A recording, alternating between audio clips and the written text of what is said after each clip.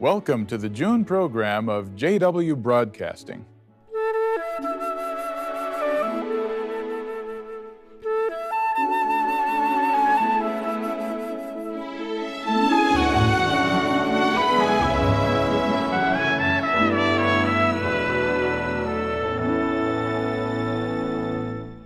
As you likely remember, Gilead graduations are now featured as the monthly JW Broadcasting program once every 6 months. For this program, we're excited to share with you the first part of the graduation of the 144th class of Gilead, which took place on March 10th, 2018. This program features scriptural talks with intriguing themes. We know you'll enjoy these thought-provoking discussions.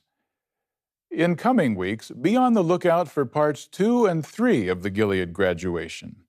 You'll have an opportunity to get to know some of the students better during another heart-stirring episode of The Inside Story. But now, we invite you to enjoy part 1 of the graduation of the 144th class of Gilead. You'll see a picture on the monitors. Take a look at it. Take a good look. What's the occasion? I'll give you a hint.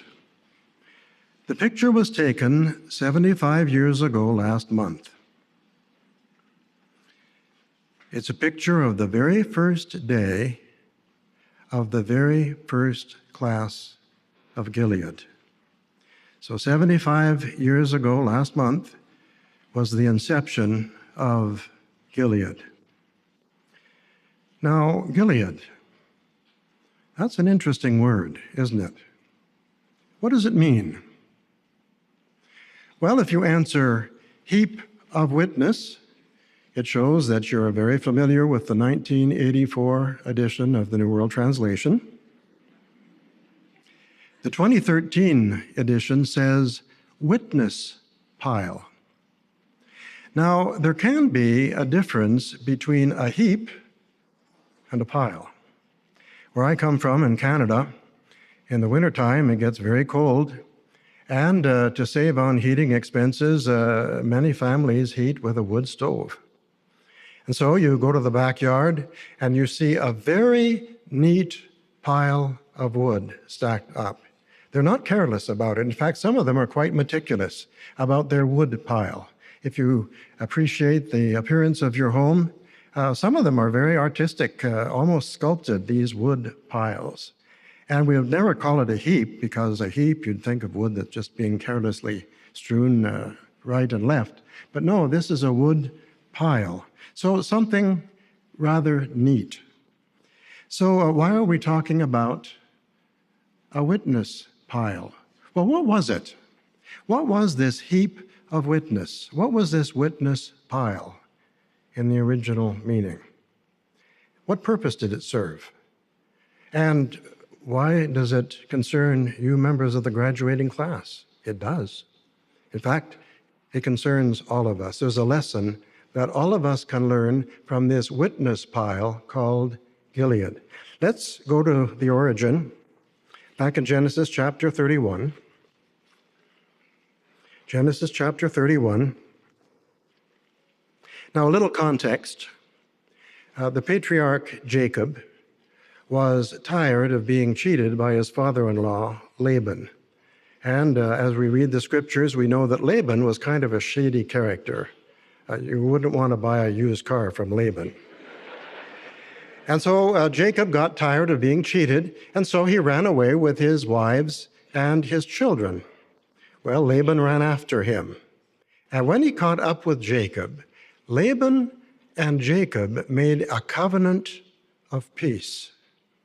Now, we take up the reading from verse 43. So this is Genesis 31, beginning with verse 43. Then Laban answered Jacob, "The daughters are my daughters, and the children my children, and the flock my flock. And everything you are looking at is mine." Tells you what kind of a person he was, doesn't it? Verse 44. "Now come, let us make a covenant, you and I, and it will serve as a witness between us. So Jacob took a stone and set it up as a pillar. Then Jacob said to his brothers, "Pick up stones." And they took stones and made a pile. And notice this, after that they ate there on the pile of stones. So scholars tell us that this pile of stones must have been quite neatly arranged so that it would form a kind of a table. And they had their meal of peace on this table. And of course, this was to serve as a monument. It was to be a monument of the covenant of peace between Laban and Jacob. Now let's carry on. Verse 47. And Laban began calling it Jegar Sahedutha, but Jacob called it Galeed. When the brothers were picking a name for the school, aren't you glad they didn't go with Laban? How would you students like to be graduates of the Watchtower Bible School of Jegar Dalahutha? That'd be a mouthful, wouldn't it? So they chose Galed or Gilead. Verse 48 and 49. Laban then said, "This pile of stones is a witness between me and you today." That is why he named it Galeed and the Watchtower. And isn't it interesting that both Watchtower and Gilead are in the name of our school? But what was the purpose of the pile of rocks? Verse 52. This pile of stones is a witness, and the pillar is something that bears witness that I will not pass beyond this pile of stones to bring harm to you, and you will not pass beyond this pile of stones and this pillar to bring harm to me. So this Gilead, this pile of stones, this witness pile, was really a monument. It was a symbol of peace and unity. And anytime someone would pass by that monument, that pile of stones, that witness heap, if you like, they would be reminded of the need for unity. Now, the unity between Laban and Jacob didn't come about automatically. We read verse 43. Did you notice the accusations that Laban made when he first encountered Jacob? The daughters are mine. The children are mine. The flocks are mine. Everything you see is mine. Well, them were fighting words. Jacob had worked very hard for everything he got. He'd worked for 14 years for his wives, and Laban changed his wages 10 times. So Laban had no right to say that it was all his. And Jacob could have taken exception to it, but he bit his tongue. Why? The goal was peace. He wanted to make peace. So Jacob took the high road. Well, today, that name, Gilead, is an appropriate name for our school. And it reminds us of the blessed unity that must pervade through the organization today. When you think of it, Gilead has been a tremendous force to unify God's people. As missionaries were sent to the far corners of the earth, they were supplicating people to come into a peaceful relationship with Jehovah God. And as branches were formed, the missionaries understood how world headquarters worked, and they helped to promote unity between the branches and world headquarters. So the missionaries were agents of peace. And now, of course, the focus of Gilead is on strengthening the congregations, strengthening the circuits, strengthening the branches, forging an unbreakable link between the branches and world headquarters. And Gilead plays a part in all this. We are one flock under one shepherd. Don't hurt any member of the flock. Be a peacemaker. If you want peace, you have to work for it. And sometimes to achieve it, we have to bite our tongues. Now, isn't that a good lesson that you members of the graduating class can learn, and all of us? Because we all want to work for the peace of Jerusalem. We all want to work for the peace of Jehovah's organization. Well, back to the first class of Gilead. Graduation day, June 23rd, 1943. Wait a minute. First day of class, February 1. Graduation day, June 23rd. That wasn't 5 months, was it? But they had a lovely graduation day. And the first to speak was a member of what would later become the governing body, Brother W.E. Van Ambra. Well, today, at the graduation of the 144th class, we have a member of the governing body who will be first to speak. Not Brother Van Ambra, but Brother Anthony Morris. And Tony is going to speak to us on the subject, Supplicate All the Time.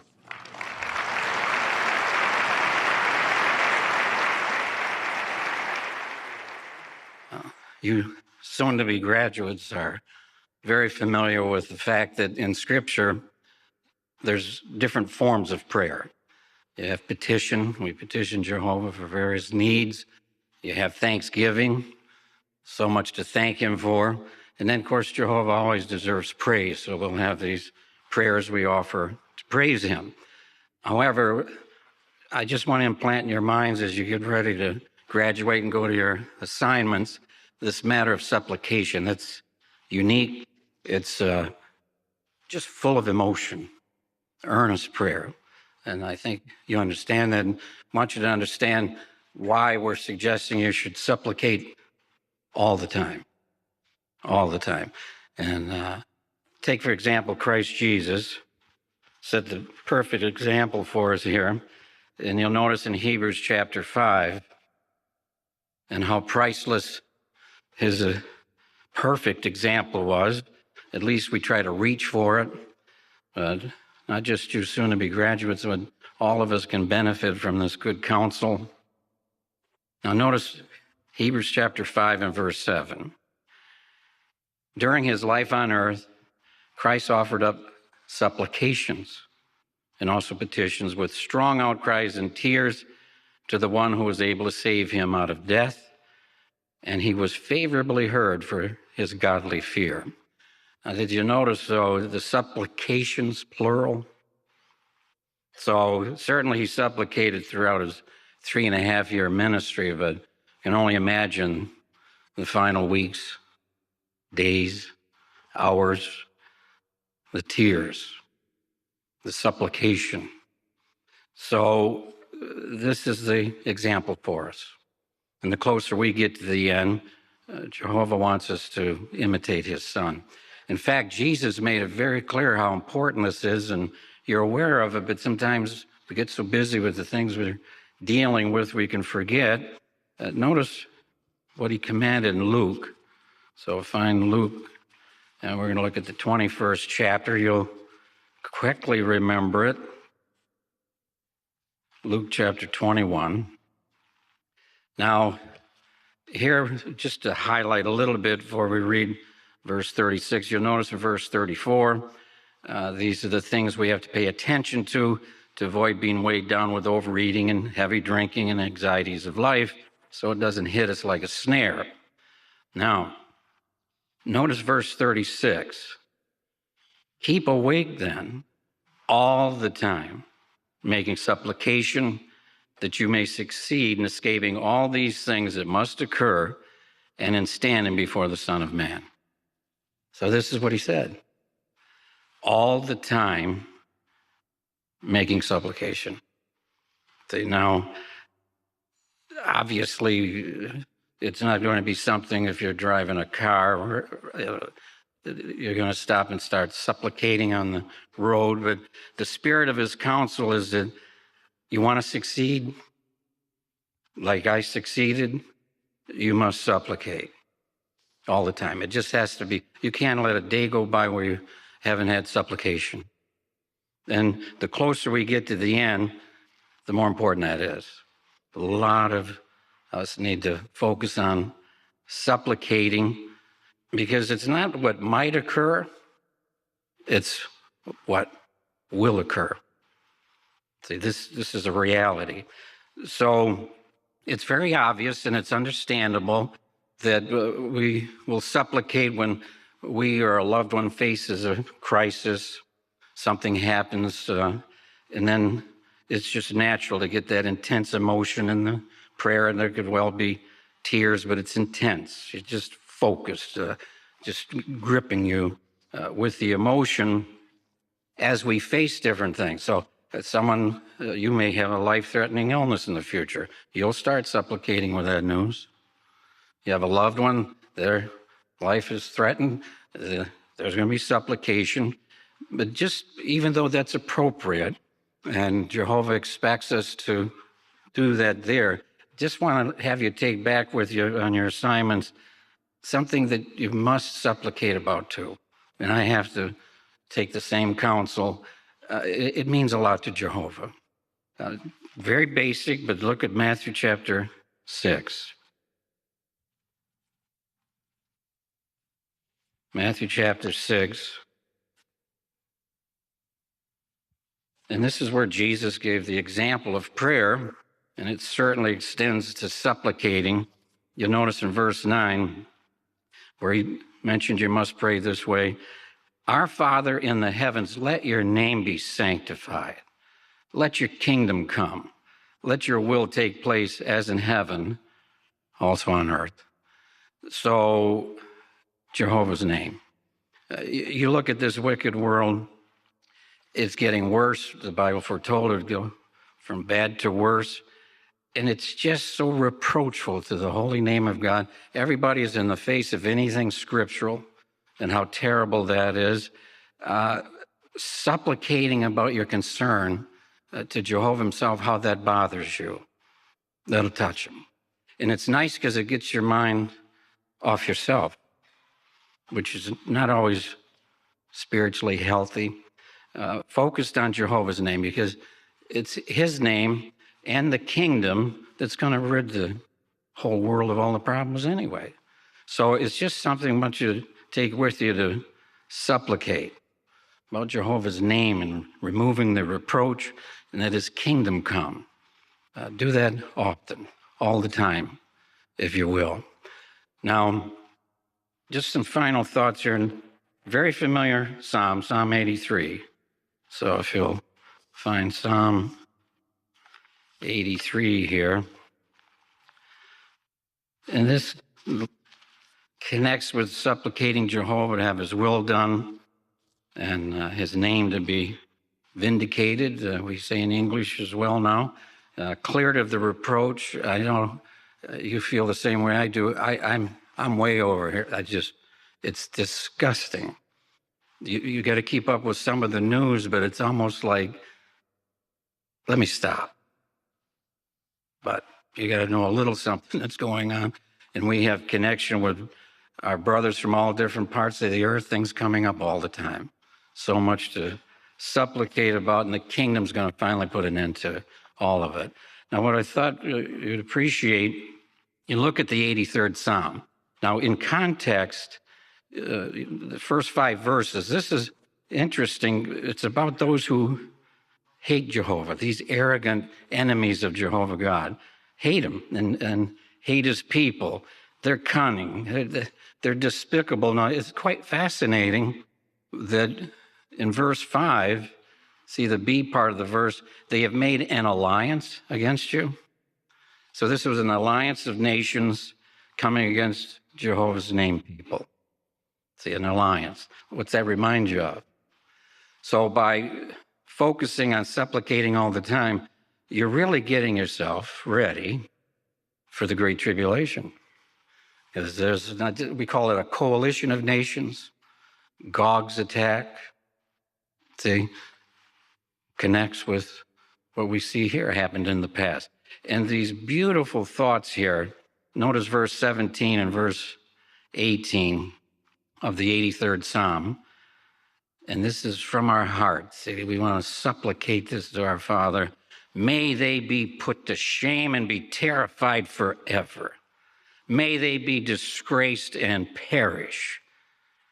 May people know that you, whose name is Jehovah, you alone are the Most High over all the earth. What a stirring supplication. So With whatever you face, you soon-to-be graduates, in the future, remember the scriptural advice. Supplicate all the time, and you're sure to succeed.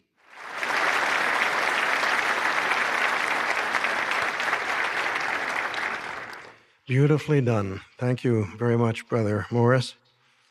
Now, at the graduation of the first class of Gilead, the next to speak was a responsible brother. And we have a responsible brother who is going to speak to us next, Brother Herman Van Selm. He's a helper with the writing committee. And Brother Van Selm is going to speak to us on the interesting theme, See and Be Jehovah's Hand. Think for a moment of your congregation back home. Imagine that Jehovah observes there a dear elderly sister who has suffered one painful setback after another. As a result, she is heartbroken. She even feels that Jehovah doesn't love her anymore. But then, through the working of His Spirit, Jehovah makes you aware of her situation. You want to help the dear sister, but you wonder, how can I show her that Jehovah is still reaching out to her? How can I help her to see Jehovah's supporting hand at work in her life? To answer, let us consider a few verses in the Bible book of Ruth, which relates the touching story of Naomi, Ruth, and Boaz. As we remember, Naomi's husband died. Then her two sons got married, but sadly, both of them also died. Those blows caused Naomi to sink deeper and deeper into despair. She even felt that Jehovah had abandoned her. Note in chapter 1, verse 13, at the end of the verse, what Naomi said. The hand of Jehovah has turned against me.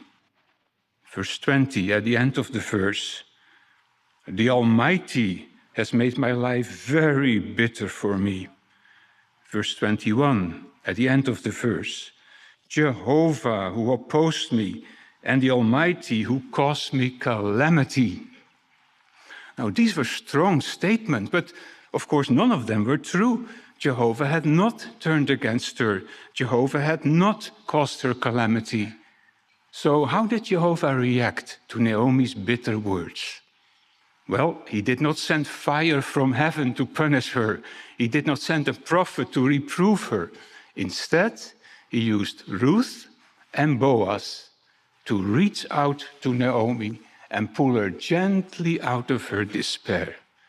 In a sense, Jehovah gave Ruth and Boaz the privilege to serve as His hand. That is the means through which He would provide support to Naomi. In this class, we have 22 Ruth-like sisters and 27 Boaz-like brothers. Also, there are thousands of Ruth and Boazes in this audience. So how can we be Jehovah's hand? And how can we help the Naomis in our congregation to see Jehovah's hand at work in their life? To answer, we will consider 5 steps mentioned in the book of Ruth that we could follow to help our fellow worshippers who are in need. Step number 1. Have the right motivation. Since helping those in need takes great effort, we have to be motivated by love, but it needs to be a special kind of love. What do we mean? Well, love is a bit like coffee. Coffee? In what way? Well, coffee comes in different types. It says cappuccino, cafe latte, cafe mocha. Similarly, love comes in different types. It says love for family, brotherly love, principled love. But the love considered in the book of Ruth is yet of a different type. What is it? It is mentioned in chapter 1, verse 8.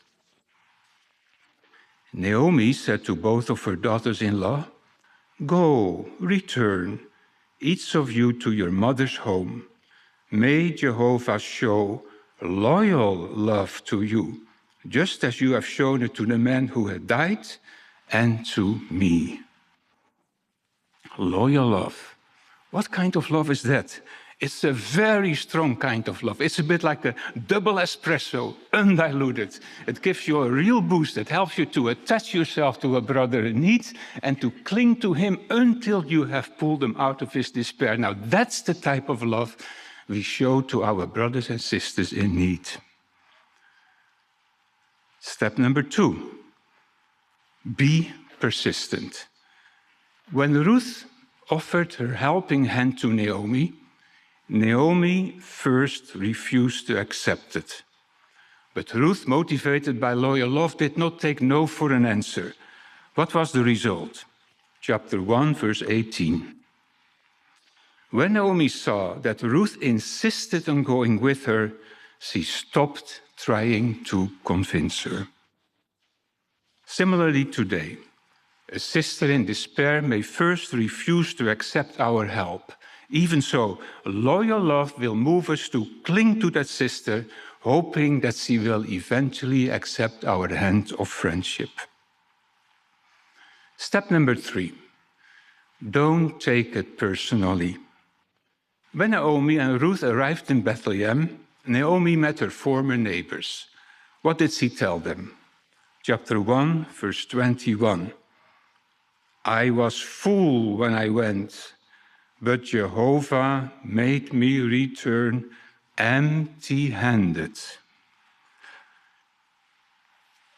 What did she tell them? Now put yourself in the place of Ruth. She had gone out of her way to help Naomi. She cried with her, she comforted her, she walked with her for days on end. And then, with Ruth standing next to her, Naomi said, I returned empty-handed. She did not even acknowledge the presence of Ruth. How painful must that have been for our dear Ruth. Yet, Ruth stuck with Naomi. Likewise today, a brother of her, a sister of her, because of her bitter feelings of despair, may speak to us or treat us in a hurtful way in spite of all our efforts to help her. But we do not try to take it personally. We stick with our sister in need and pray to Jehovah, please open the sister's eye. Let her see your outstretched hand. Step number 4, give practical help. Ruth realized that Naomi's depression prevented her from taking the initiative. So what did Ruth do? Chapter 2, verse 2.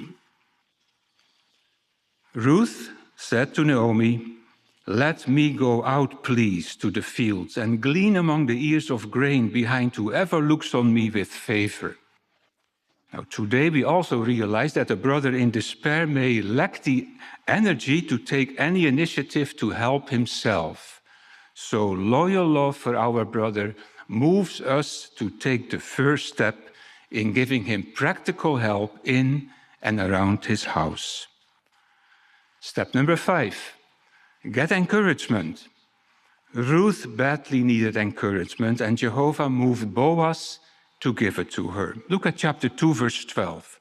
Boaz said to Ruth, may Jehovah reward you for what you have done, and may there be a perfect wage for you from Jehovah, the God of Israel, under whose wings you have come to seek refuge. Now, after Ruth had been hearing negative talk for so long, those heartwarming words of Boaz deeply touched her. In response, in the middle of verse 13, we read that Ruth said to Boaz, you have comforted me, and you have spoken reassuringly to your servant. The kind and timely words of Boaz gave Ruth the strength she needed to carry on. Today, the kind words of a caring elder will have the same uplifting effect on those who give their all in helping brothers and sisters in need. If we follow these 5 steps, Jehovah may give us the privilege of being his hand. With what result? Consider what happened next to Naomi. The Bible account continues by telling that Boaz provided a generous gift of food for Ruth and Naomi. What was Naomi's reaction to Boaz's generosity? chapter 2, verse 20. At that, Naomi said to her daughter-in-law, "May he be blessed by Jehovah, who has not failed in his loyal love toward the living and the dead." Now, what a turning point this was for Naomi. Earlier, she had cried out in pain, "Jehovah caused me calamity." But now she has claimed with joy, "Jehovah has not failed in his loyal love." Finally, Naomi was able to connect the dots and realize that when Ruth had said to her, "I will stick with you, I will glean with you," Ruth was acting as Jehovah's hand. And when Boaz had gone far beyond of what was required in caring for Ruth and herself, Boaz had acted in Jehovah's hand. "Ah, now I understand," Naomi must have thought. "Jehovah never left me. He has been with me all the time. I'm so grateful to Ruth and Boaz that they helped me to see Jehovah's supporting hand." No doubt, all three of them rejoiced over the decisive turning point they had reached. In summary, what gave Ruth and Boaz the strength to pull Naomi out of her despair? Loyal love. A strong kind of love that we give not to people in general, but to our brothers and sisters, especially those who are in need. What was the result? Boaz and Ruth had the joy of seeing how Naomi regained her spiritual balance. Today, we may experience the same deep joy when we are able to help our brothers and sisters in need to see Jehovah's hand and thus regain their spiritual strength. Therefore, our dear Ruth-like sisters and Boaz-like brothers of class 144, it is our heartfelt prayer that the precious education that you received at Gilead may help you more than ever to see and to be Jehovah's hand.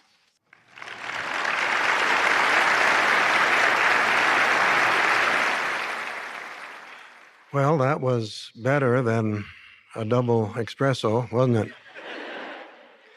Now we're going to have a helper from the teaching committee to talk to us, and he has the interesting theme, Be the Keel, K-E-E-L.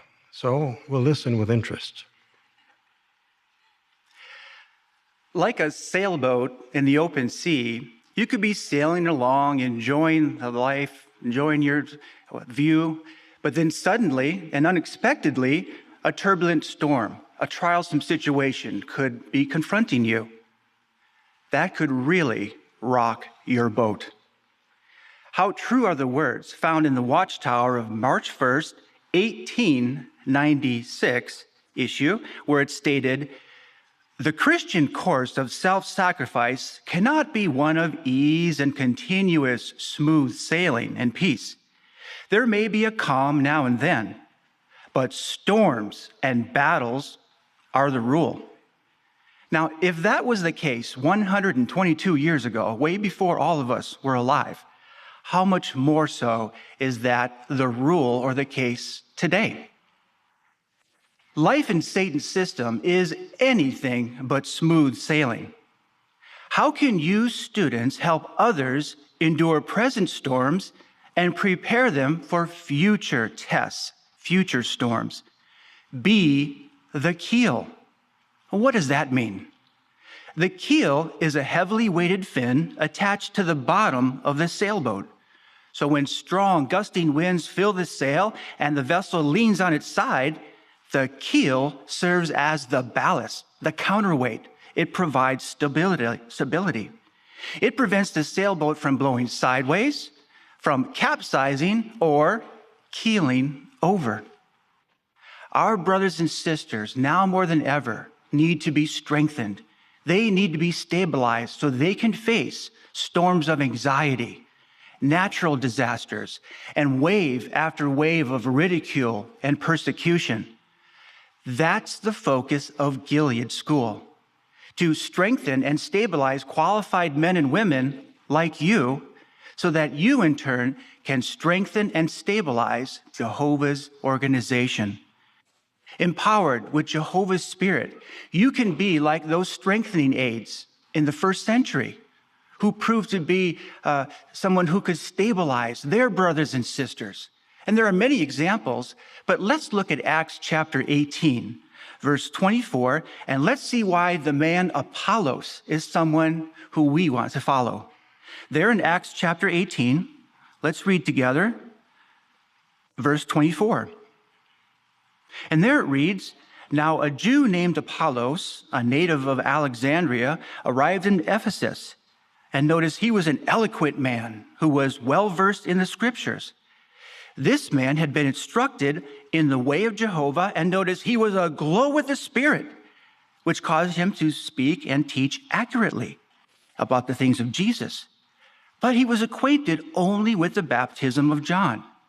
He began to speak boldly in the synagogue, and when Priscilla and Aquila heard him, what did they do? They took him into their company and explained the way of God more accurately to him." Well, what outstanding qualities Apollos had, qualities that you students have as well. Now, Apollos had his strengths, but like all of us, he also had his weaknesses. And he knew that he needed to humbly get more help, more understanding. So how thankful we are, and he was, that Aquila and Priscilla filled in the gaps, helped him to appreciate the deeper things of Jehovah so he could speak more accurately. Yes, this well-grounded, spiritually mature couple also helped Apollos learn life lessons. Like what? Like working as a team, working in unity. They also taught him life lessons about going the extra mile, helping those who needed help spiritually as well as materially. What it means to be generous, to be hospitable, but also the key that humility is needed in order to support others, so we're content in our assignment. Like Apollos, you accepted the invitation to come to Gilead to receive extra schooling, to have a deeper understanding of God's Word, the Bible. And along the way, you learned vital life lessons from this Bethel family who were supporting you. You learned what it meant to go the extra mile, to be hospitable, to be generous, kind, and patient. You also learned what it means to be a giver and not simply a taker. You will soon graduate. You will have a diploma in your hand. Is that it? You walk away? That's all for your instruction? Of course not. We know that Jehovah promises that he will continue to give you instruction. In fact, at 1 Peter chapter 5, notice verse 10. There in 1 Peter 5 and verse 10, Jehovah promises that he will finish your training. Well, how will he finish your training? It goes on to say that his continued training will make you firm, it will make you strong, and he will firmly ground you. So just as a keel is filled with heavy weight to keep the boat stable and upright, so too Jehovah promises to give you his powerful Holy Spirit so that you can be strengthened and stabilized and help others to do the same, to be firmly grounded. Now, because Apollos was humble and he accepted the help, he put himself in a position to be used mightily by Jehovah and by his organization. Now, what did he do to greatly help the congregations back then? Notice Acts chapter 18 and verse 27. There, Acts 18 and verse 27, Apollos not only helped the congregation in Achaia, it says that he greatly helped them.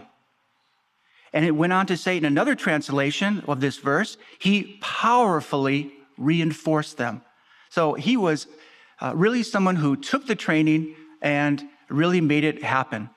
In fact, if you look at verse 28, he set an example of someone who should be zealous in the ministry. He used the scriptures that he had at the time, and he used these as his authority.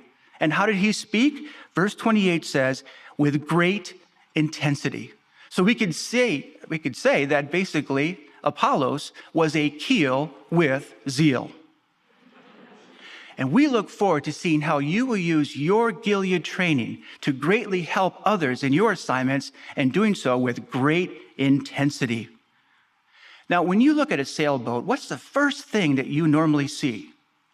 Isn't it the sail? Why? Because it's the most prominent, outstanding thing on a sailboat. Now, the keel, on the other hand, is unseen. It's below the water, below the boat. But there it is. It's doing its job. It's keeping that sailboat upright, supported, and stabilized. Now, you could hardly imagine Apollos thinking to himself, I know that my assignment as a keel, as a support, as a stabilizer is important, but I don't think I'm being tapped into my true potential. I don't think the brothers can really see me down here doing all that I'm supposed to do. Yes, I know that I'm not an apostle. I'm not used to write inspired letters, although I would be a logical choice. If only I could have a more elevated, a higher position, maybe like the sail. If I was the sail, everyone could see me and I could get more airtime.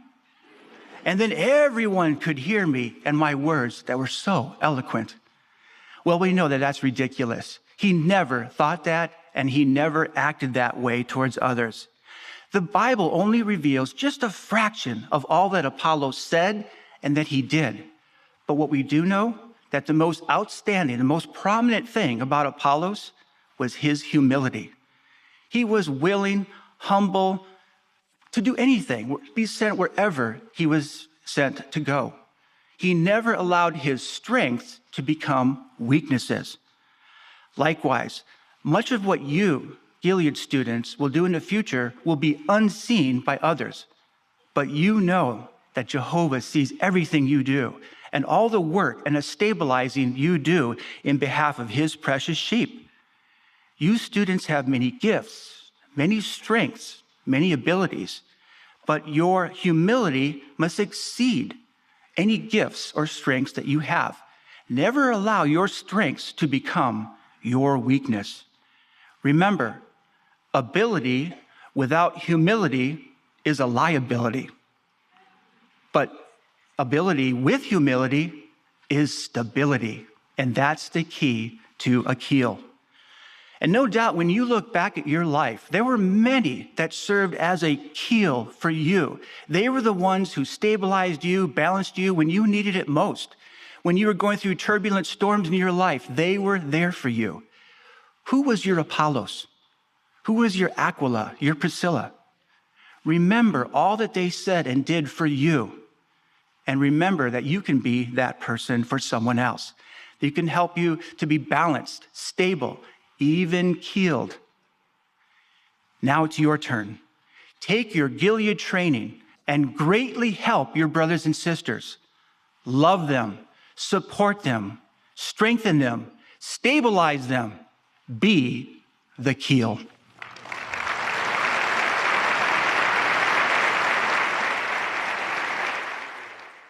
By the way, I forgot to mention that was Ron Curzon, in case you didn't know.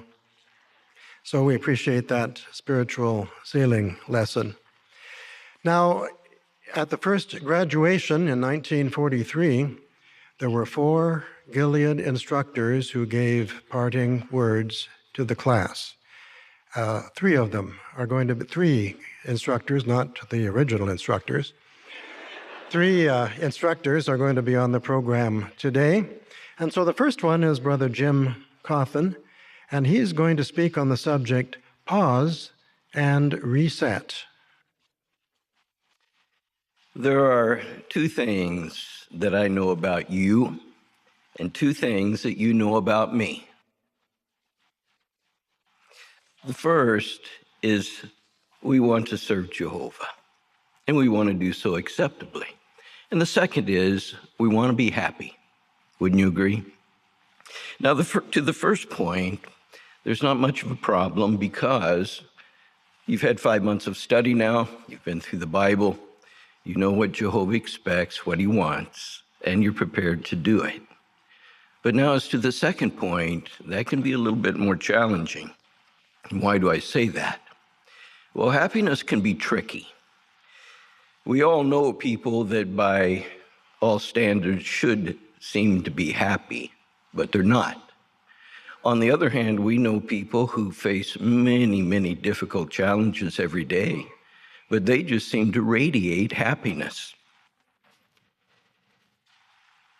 We quickly realize that happiness is not dependent on things, on circumstances, or even on people. Why is that? It's because true happiness is not an end goal. It is a byproduct. But a byproduct of what? Well, the answer to that question lies back in time. Open your Bibles, if you would, to Deuteronomy chapter 16. And here, discussing one of the 3 annual festivals that Jehovah required the Israelites to attend, in verse 15, he gave these words. He said, 7 days you will celebrate the festival to Jehovah your God in the place that Jehovah chooses. For Jehovah your God will bless all your produce and all that you do, and you will become nothing but joyful. Now, did you notice Jehovah's words there? You will become nothing but joyful. You see, being joyful as a worshiper of Jehovah was not an option. He actually made it an act of worship. But why? It's because imperfect humans can lose their appreciation for things that become a routine part of life, even if these things are a reflection of Jehovah's loving concern. So what was it about these festivals that would cause all who attended them to become nothing but joyful? Well, each festival was to be a time when the Israelites stopped what they were doing. In other words, they would pause. They would go up to Jerusalem to reflect on the blessings that they had received from Jehovah and that they were receiving. In other words, they would reset. What effect did this pause and reset have on the Israelites? One word: gratitude. You know what happens when we feel gratitude? Happiness always follows. You remember Jehovah's words? You will become nothing but joyful. And Jehovah knows that happiness is a byproduct of gratitude. Now, how does this ancient example help us today? Well, life in this old system is filled with hardships. Ahead of you will be challenges, uncertainties, time and unforeseen occurrence. And really, that's true for all of us. Jehovah knows this, but he also knows that it is precisely during times of crisis that we have the most to gain by having a grateful perspective. Gratitude reminds us that our Creator loves us and that He cares about us. It reminds us that God's goodness exists even in the worst that life has to offer. Gratitude doesn't cure suffering, but it has the power to heal. Gratitude doesn't erase despair, but it has the power to radiate hope. Gratitude nullifies negativity. The joy of Jehovah becomes our stronghold, but it's up to us. Because gratitude is more than just a feeling, brothers and sisters. It's a mindset, it's a disposition, and it's a choice. Why do we say a choice? It's because we can make a conscious decision to see blessings instead of curses. Jehovah is called the happy God, and He gives us the recipe to be happy too. That recipe is found in part in Psalm 143. Let's turn there. Psalm 143, verse 5, David the psalmist said this. He said, I remember the days of old. I meditate on all your activity. I eagerly ponder over the works of your hands. What's the point? The psalmist is basically telling us that from time to time we have to stop and press the pause button. We need to take time to look around. Jehovah has bejeweled our world with daily reminders of his goodness, his power, but most of all, his love for us. All we have to do is take the time to look. We are immersed in the goodness of God. So pause from time to time, take a moment to appreciate what God is giving you each day. Contemplate the abundance and the diversity of life. Ponder, muse, meditate on all the works of the true God. Drink in the awesomeness of the universe on a starry night. No two sunrises and no two sunsets are ever exactly alike. Look up to the clouds. What you see is ever changing. There's nothing exactly like it before, nor will there ever be again. The feeling you will experience is a refreshment of the soul. It is a reset. Eyes see only light, ears hear only sound, but a grateful heart perceives meaning. We perceive that Jehovah created all these things as a gift for us. That's right. Each day was to be a very special gift, unique unto itself. Why? To make endless life not just special, but amazing, wondrous, and always a joy. Connecting with Jehovah's creation helps to discharge anxiety. It shifts our attention to something safe, something enduring, something outside ourselves. It helps us to accept life's uncertainties by reassuring us that we are part of something larger, something everlasting, something immensely important. Yes, we are a part of God's purpose. Gratitude is important, not only because it helps us feel good, but because it inspires us to do good. A grateful spirit will make you more loving, more forgiving, more feeling, more thoughtful. Thankfulness is a soil in which joy thrives. So open your hearts to the blessings around you. Let gratefulness flow from the inside out to others. You too will become nothing but joyful, and that joy will show in your smile, in your eyes, in your touch, and in your words. Why? Because gratitude is the ability to experience life not as a test, but as a gift. It will impact every relationship that you have, your family, your marriage, your work, even your ministry. You'll be in a much better position to make a real difference in the lives of others. It will liberate you from the prison of self-preoccupation, and it will replace a critical spirit with a sense of appreciation.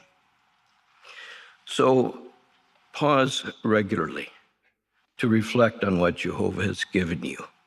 Give the digital world a break. Take a walk outside and don't just look. Pause and perceive. Try to count all the blessings that you receive each day, and you will find it easier to cope with the trials and the stresses of life. We are never more than one grateful thought away from increased peace of mind and greater peace of heart. Just remember, pause and reflect.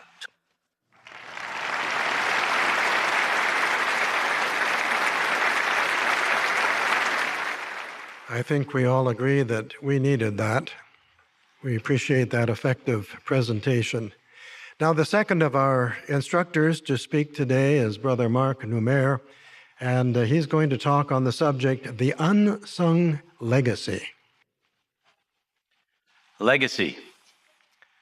The word carries the thought of passing on something of value to those that come after you. But what is an unsung legacy? It's a legacy that's unknown. So if no one knows about you, how can you pass on anything of value to them?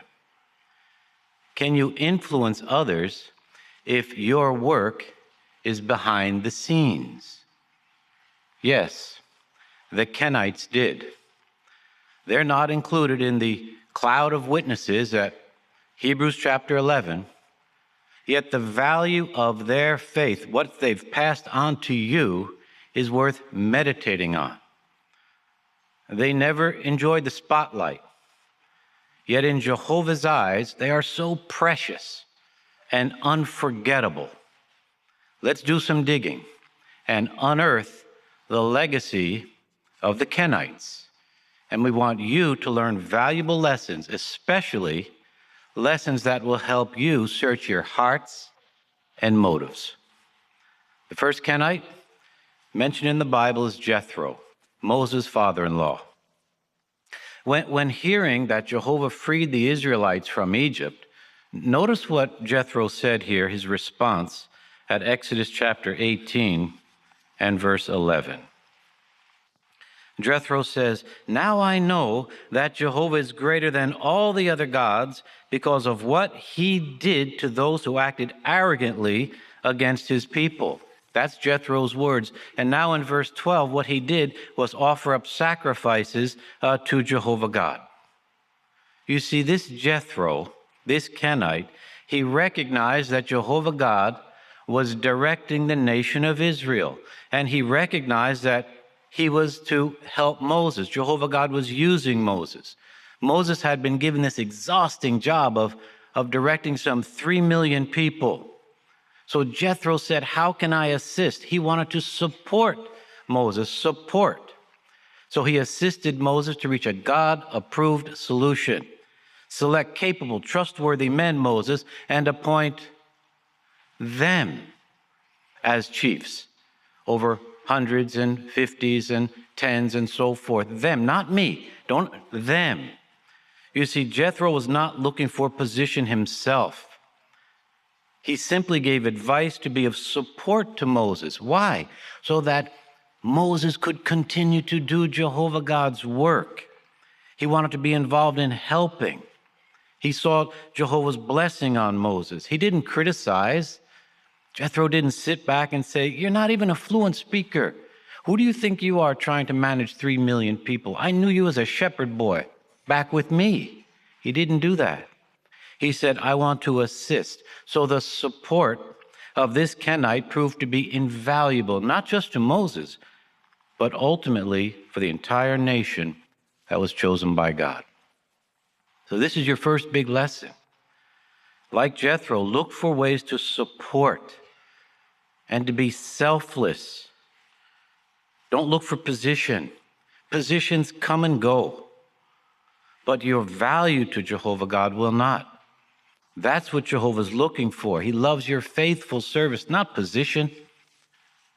And rather than criticize others, help. Help your brothers succeed at their work. Let them take the credit. Drain the venom of position and human recognition from your mind. Jesus said, "If I glorify myself, my glory is nothing."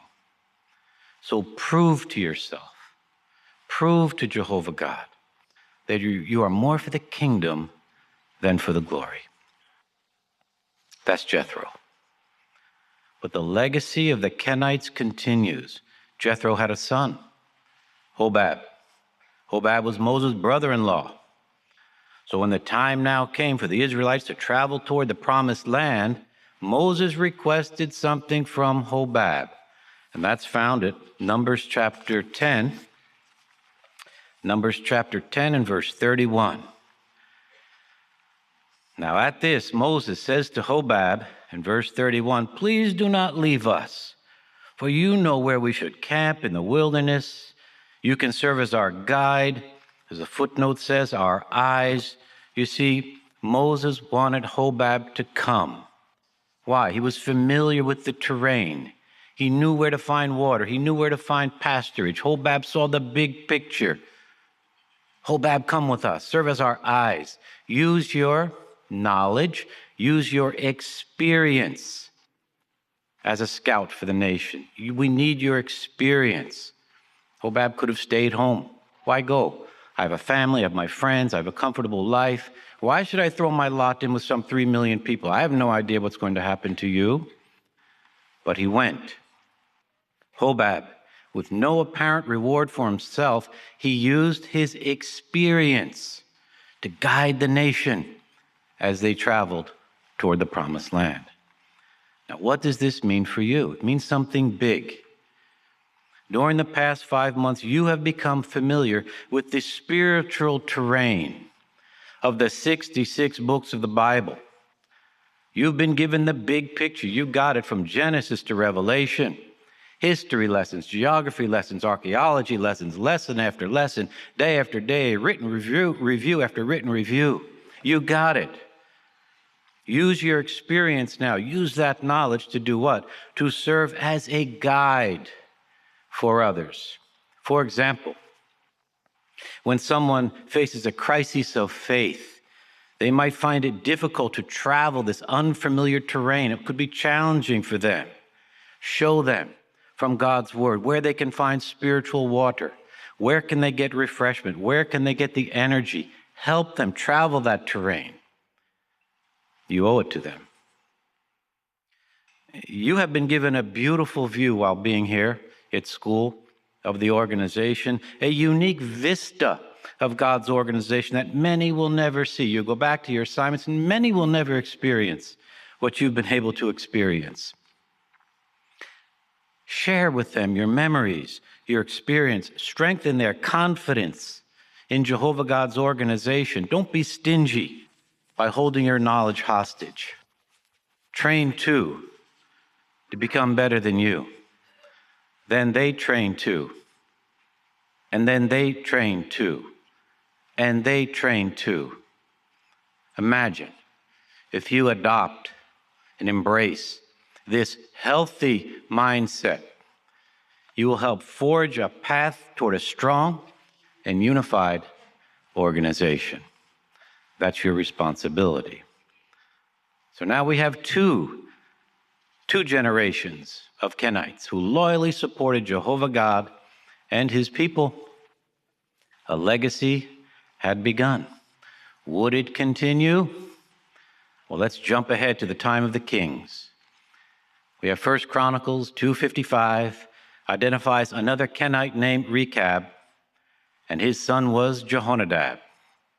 Jehonadab lived during the time period of King Jehu, when Jehovah God commissioned Jehu to go wipe out Baal worship.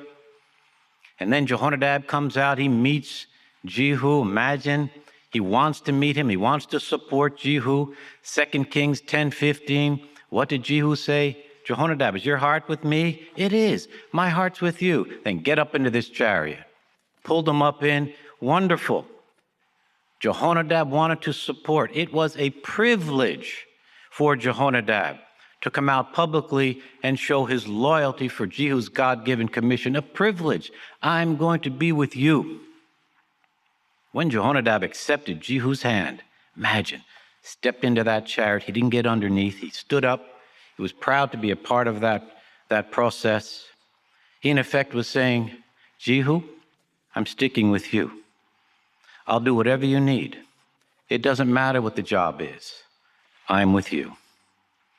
Like Jehonadab, be determined to accept the privilege of loyally supporting the decisions made by God's visible organization. Support those decisions today, tomorrow, next week, next month, next year, who knows? But you're going to be a part of this, and it's big. You know, from a human standpoint, the Kenites had no royal lineage, no notable accomplishments, no home, there's no country of Kenite. They're easy to miss and overlook, unsung as a people, but not unseen by Jehovah. Jehovah saw these faithful Kenites, all they had done for his people, and he never forgot them. Jehovah didn't forget them. He loved them. How do we know? Well, again, 1 Chronicles 2:55 says they are part of the genealogy of Judah. They're tacked on at the end. Jehovah said, welcome to the family. Beautiful. 1 Samuel 15:6 shows that Jehovah protected them when Saul was going against the Amalekites. And the Kenites, get out of the way. Because of your loyal love, move out of the way. You don't get hurt. And he rewarded them. In Jeremiah's day, he concluded a covenant with Jehonadab's descendants, the Rechabites, because of their enduring loyalty for decades. Jehovah declared at Jeremiah 35:19, there will never fail to be a descendant of Jehonadab, the son of Rechab, ever, to serve in my presence. Jehovah respected the loyal endurance of these Rechabites. He promised that they would survive the destruction of Jerusalem in 607 BCE. There will never fail to be a descendant in my presence. Perhaps, just perhaps, there were descendants of the Kenites in Jesus' time that later became his disciples and are in heaven right now. Now, we can't say for a certainty. We don't know, but we would not be surprised. This is a valuable lesson for you. If you're in a land where our work is restricted, or an area where few know the work you are doing, you might feel alone without an army of support. Be assured that Jehovah's eyes are on your enduring loyalty, and he so deeply appreciates your faithfulness. You see, like the Kenites, your work, it might not be in the spotlight. At times you might feel overlooked, unacknowledged, maybe unsung by humans, but again, never unseen by Jehovah.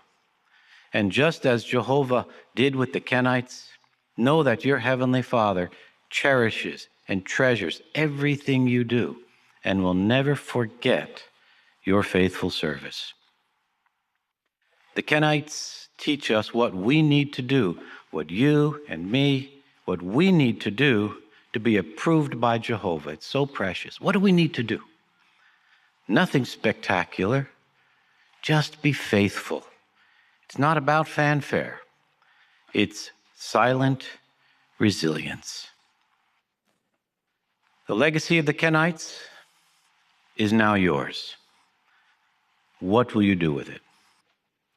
Be a Jethro. Prove that you love the kingdom and your brothers more than your position. Be a Hobab. Use your experience to help your brothers find refreshment, bolstering their spiritual energy to climb those difficult terrains.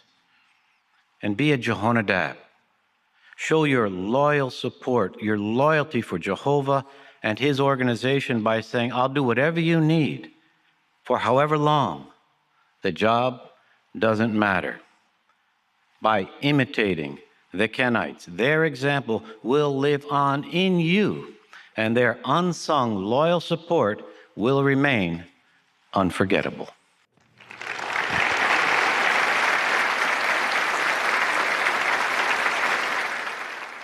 Well, we appreciate that wise counsel very much. What a riveting and faith-strengthening program. Before we conclude, we'd like to share these greetings from Bulgaria. Bulgaria is a beautiful mountainous country in southeastern Europe. Individual farms are still an important part of life. Many people still vent their own wine, can their own fruits and vegetables, and chop their own firewood to prepare for the cold winters. In late 1989, when the upheaval of communism shook Bulgaria, there were less than 50 publishers in the entire country. In 1991, the first Gilead-trained missionaries were assigned there. Today, Bulgaria has some 2,500 publishers. Let's visit the congregation in Vratsa, a town where houses are built right up to the steep mountain cliffs. The dramatic rock formations, waterfalls, and caves attract many tourists. The Vratsa congregation has 43 publishers, of which 5 serve as elders. The publishers conduct on average 80 Bible studies each month. Witnesses from other European countries have moved there to help in the ministry. The congregation has 14 regular pioneers, 2 special pioneers, and 2 missionaries. In the recent past, the brothers and sisters in Wrocław could be issued a fine just for participating in the preaching work, and some were harassed by the police. But in October 2017, the congregation rejoiced when a local court ruled that limiting our preaching work is unconstitutional. We keep our brothers and sisters in Bulgaria in our prayers. We love them very much. From the world headquarters of Jehovah's Witnesses, this is JW Broadcasting.